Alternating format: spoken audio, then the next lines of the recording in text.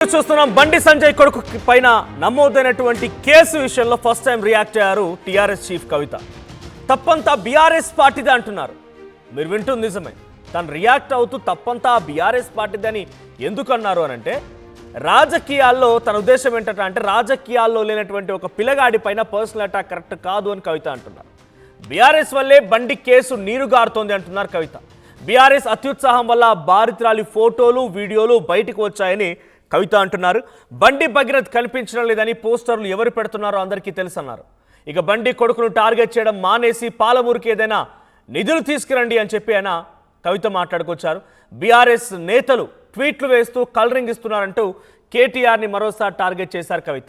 ఇక బండి భగీరథ్ను బీఆర్ఎస్ వాళ్ళే దుబాయ్లో దాచిపెట్టారంటూ కవిత అనుచరులు పోస్టులు కూడా పెడుతున్నారు.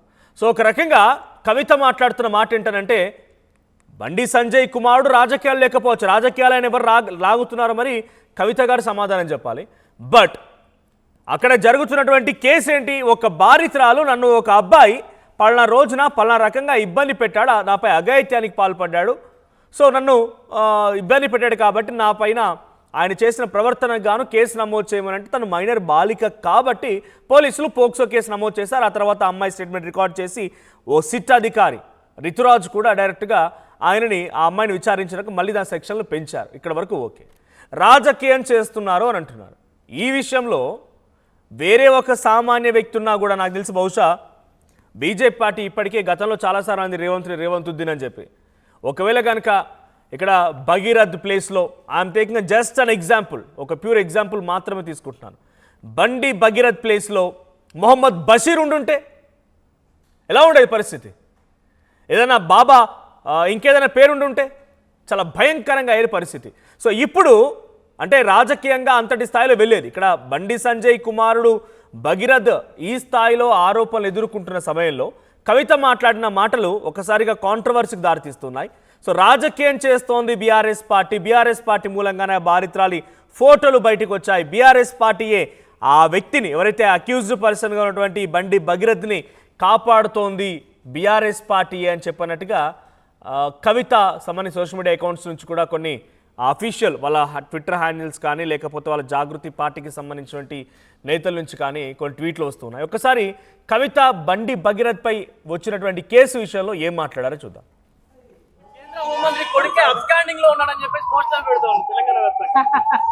ఎవరు పెడుతున్నారో మనకు తెలుసు కదా, వాళ్ళు ఎవరు పెడుతున్నారో మనకు తెలుసు. వారు నేను కోరేది ఒకటే, ప్రధానమంత్రి గారి దగ్గర నుంచి పాలమూరు కోసం ఏమైనా తీసుకురండి, దానికోసం ఉద్యమం చేయండి తప్పితే ఒక పిల్లగాడు, అది కూడా పాలిటిక్స్లో లేని పిల్లగాడి మీద పడి పర్సనల్ అటాక్ చేయడం అన్నది నాకు పర్సనల్గా నచ్చని అంశం. కొన్ని పార్టీల వాళ్ళు ఒక ట్వీట్ వేసేసి మొత్తం సమస్యను ఏదో పరిష్కారం చేసినాము అనేటటువంటి ఆలోచనతోని అవాకులు చెవాకులు నా మీద వాగుతున్నటువంటి సందర్భాన్ని మనం చూసినాం.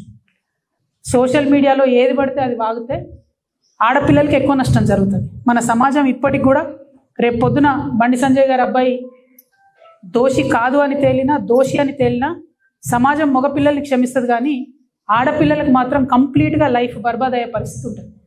ఇవాళ బీఆర్ఎస్ పార్టీ సోషల్ మీడియా చేస్తున్న అత్యుత్సాహంతో ఏం జరిగింది, బండి సంజయ్ వారి సైడ్ నుంచి వాళ్ళు ఆ ఆడపిల్ల మొత్తం వీడియోలు, ఫేస్లు, ఫోటోలు మొత్తం బయట పెట్టారు. అంటే ఒక అమ్మాయి, ఆమె మైనరో కాదో అనేటటువంటి చర్చ ఉంది.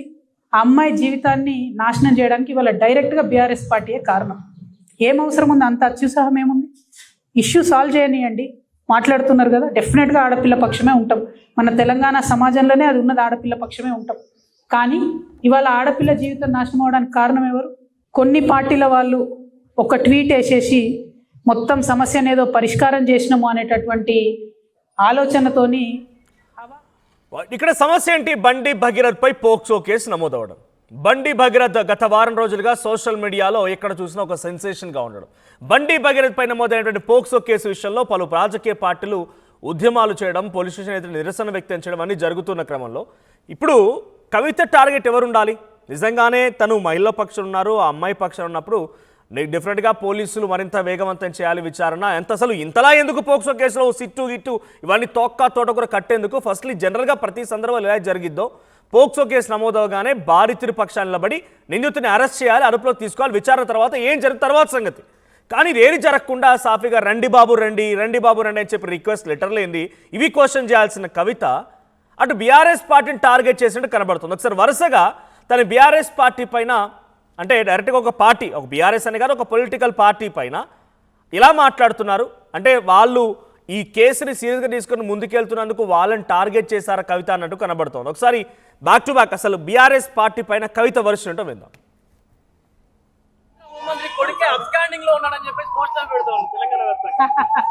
ఎవరు పెడుతురో మనకు తెలుసు కదా. వాళ్ళు ఎవరు పెట్టడం సమస్యను ఏదో పరిష్కారం చేసినాము అనేటటువంటి ఆలోచనతోని అవాకులు చెవాకులు నా మీద వాగుతున్నటువంటి సందర్భాన్ని మనం చూసినాం. సోషల్ మీడియాలో ఏది పడితే అది వాగితే ఆడపిల్లలకి ఎక్కువ నష్టం జరుగుతుంది. మన సమాజం ఇప్పటికి కూడా రేపు పొద్దున బండి సంజయ్ గారి అబ్బాయి దోషి కాదు అని తేలినా దోషి అని తేలినా సమాజం మగపిల్లల్ని క్షమిస్తుంది, కానీ ఆడపిల్లలకు మాత్రం కంప్లీట్గా లైఫ్ బర్బాద్ అయ్యే పరిస్థితి ఉంటుంది. ఇవాళ బీఆర్ఎస్ పార్టీ సోషల్ మీడియా చేస్తున్న అత్యుత్సాహంతో ఏం జరిగింది, బండి సంజయ్ వారి సైడ్ నుంచి వాళ్ళు ఆ ఆడపిల్ల మొత్తం వీడియోలు ఫేస్లు ఫోటోలు మొత్తం బయట పెట్టారు. అంటే ఒక అమ్మాయి ఆమె మైనరో కాదో అనేటటువంటి చర్చ ఉంది. ఆ అమ్మాయి జీవితాన్ని నాశనం చేయడానికి ఇవాళ డైరెక్ట్గా బీఆర్ఎస్ పార్టీయే కారణం. ఏం అవసరం ఉంది, అంత అత్యుత్సాహం ఏముంది? ఇష్యూ సాల్వ్ చేయనియండి. మాట్లాడుతున్నారు కదా, డెఫినెట్గా ఆడపిల్ల పక్షమే ఉంటాం. మన తెలంగాణ సమాజంలోనే అది ఉన్నది, ఆడపిల్ల పక్షమే ఉంటాం. కానీ ఇవాళ ఆడపిల్ల జీవితం నాశనం అవడానికి కారణం ఎవరు? కొన్ని పార్టీల వాళ్ళు ఒక ట్వీట్ వేసేసి మొత్తం సమస్యను ఏదో పరిష్కారం చేసినాము అనేటటువంటి ఎవరు పెడుతురో మనకు తెలుసు కదా.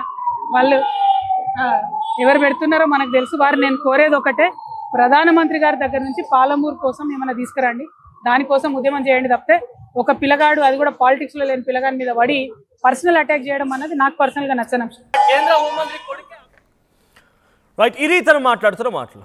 సో డైరెక్ట్గా తన దాంట్లో కన్సర్న్ ఒకటి నిజమే. ఏంటి, బీజేపీకి సంబంధించిన వాళ్ళు లేకుంటే బండి సంజయ్కి సంబంధించిన వాళ్ళు ఆ అమ్మాయి మైనరో కాదో అనే చర్చ జరుగుతున్న తరుణంలో ఆ అమ్మాయికి సంబంధించిన ఫోటోలు వీడియోలు అన్నీ బయటకు వచ్చాయి. ఎక్కడైతే ఒకసారి పోక్సో కేసు నమోదవుతుందో అక్కడ ఆ బాధితురాలి యొక్క డీటెయిల్స్ ప్రతీదీ గోప్యంగా ఉంచాల్సింది. ఇది నేను చెప్తున్న మాట కాదు, సుప్రీంకోర్టు గైడ్ లైన్స్ ఉన్నాయి. ఎవరు అతిక్రమిస్తే డెఫినెట్గా వాళ్ళపైన కూడా చర్యలు తీసుకోవాల్సిందే. అయితే అటువంటిది ఏకంగా చాలా వరకు సోషల్ మీడియా ప్లాట్ఫామ్స్లో బండి సంజయ్ పేరుతో బండి సంజయ్ యువత, బండి సంజయ్ టీం, బండి సంజయ్ ఆర్మీ అని చెప్పి రకరకాల ప్లాట్ఫామ్స్ ద్వారా ఆ వీడియోలు ఫోటోలు మొత్తం బయటకు వస్తున్నాయి. తన కన్సర్న్ ఒక రకంగా నిజమే, ఈ రకంగా బయట రావడం చాలా బాధాకరం, బాధితుల ఫోటో రివీల్ చేయొద్దు అని చెప్పి. ఆ తర్వాత తను ఏం మాట్లాడుతున్నారు, ఇక్కడ జరిగిన కన్సర్న్ యాక్చువల్గా దేనికోసం, బండి సంజయ్ కుమారుడు బండి భగీరథ ఒక పోక్సో కేసులు ఎదుర్కొంటున్నాడు. పోలీసులు మరి జూబ్లీ హిల్స్ మైనర్ బాలికల కేసులో ఎటువంటి సిట్లు ఉన్నాయి, ఏ రకంగా ఉందో చూసినాం మనం. సిట్లు ఉన్నాయి, అంతకుముందు చాలా పోక్సో కేసులు వచ్చి వాటి మీద ఎటువంటి చర్యలు చూసినాం. వాటికి భిన్నంగా ఇది జరుగుతోంది. సిట్టు వేయడం ఏంటి, నోటీసులు ఇవ్వడం ఏంటి? అంటే బండి సంజయ్ కేవలం కేంద్ర హోంశాఖ సహాయ మంత్రి అయిన కారణంగానే బండి సంజయ్ కుమారుడికి ఇంత రాచ మర్యాదలు చేసి నోటీసులు ఇవ్వడము, రండయ్యా రండి అని చెప్పి రిక్వెస్ట్ చేసుకోవడానికి జరుగుతున్నాయా అనే అనుమానం పబ్లిక్లో కలుగుతోంది. ఇందాక నేను ఒక మాట మాట్లాడుకొచ్చాను, ఒకవేళ బండి భగీరథ్ ప్లేస్లో మొహమ్మద్ బషీర్ ఉండుంటే ఈ పాటికి బండి సంజయ్ ఈ రకంగానే సిట్టు వేస్తే ఊరుకునేవాడా? అసాదుద్దీన్కి సంబంధించిన దూరపు చుట్టం, వాళ్ళ తాతకి ఏదో చాలా దూరం చుట్టకు సంబంధించి ఒక వ్యక్తి కనుక ఇటువంటి ఓ కేసులోనే ఆరోపణ ఎదుర్కొని ఉంటే ఈ పాటికి రేవంత్ రెడ్డి కాస్త బీజేపీ దృష్టిలో రేవంత్ ఉద్దీన్ అయిపోయేవాడు, చాలా రచ్చలైపోయేది. ఇక్కడ కవిత కూడా మాట్లాడుతుందేంటి, బీఆర్ఎస్ పార్టీ కారణంగానే ఆ బాధితురాలు బాధపడుతోంది, బీఆర్ఎస్ కారణంగానే ఆ బాధితుల ఫోటో బయటకు వచ్చింది, బీఆర్ఎస్ పార్టీ రాజకీయం చేస్తోంది, రాజకీయాలు లేని వ్యక్తి కోసం ఎందుకు రాజకీయాలు? పర్సనల్ అటాక్ బీఆర్ఎస్ పార్టీ చేసిందా చేయలేదని తను అర్థం చేసుకోవాలి. బట్ ఇక్కడ బీఆర్ఎస్ పార్టీ ఈ ఇష్యూలో హైలైట్ అవుతోంది కాబట్టి బీఆర్ఎస్ పార్టీని ఇప్పుడు కవిత టార్గెట్ చేశారా అనేటువంటి రకం కూడా బీఆర్ఎస్ పార్టీలో చర్చ జరుగుతోంది. సో మధు ఉన్నారు సిద్ధంగా ఫోన్ లైన్లో. మధు, సో ఏంటి కవిత వర్షన్ ఏంటి? కవిత బండి భగీరథకి ఏమైనా సానుభూతి వ్యక్తం చేస్తోందా అనే అనుమానం కలుగుతుంది. బికాజ్ తన ఒక మహిళ, కొత్తగా ఓ పార్టీ ఏర్పడింది, కేంద్ర మంత్రికి సంబంధించిన కుమారుడు ఎదుర్కొంటున్న పోక్సో కేసు, ఈ కేసులో బాధితురాల పక్షాన ఉంటాం, బాధితురాలకు సపోర్ట్ చేస్తామని చెప్పి ఈ నిందితుడు ఎవరైతే ఆరోపణలు ఎదుర్కొంటున్న వ్యక్తి ఉన్నారో ఆయన అరెస్ట్ చేయాలనో లేకుంటే చర్యలు తీసుకోవాలో వెంటనే ఈ సిట్ ఇదంతా ఏందని చెప్పి ఫైట్ చేస్తారేమో అంతా భావించుంటారు బహుశా.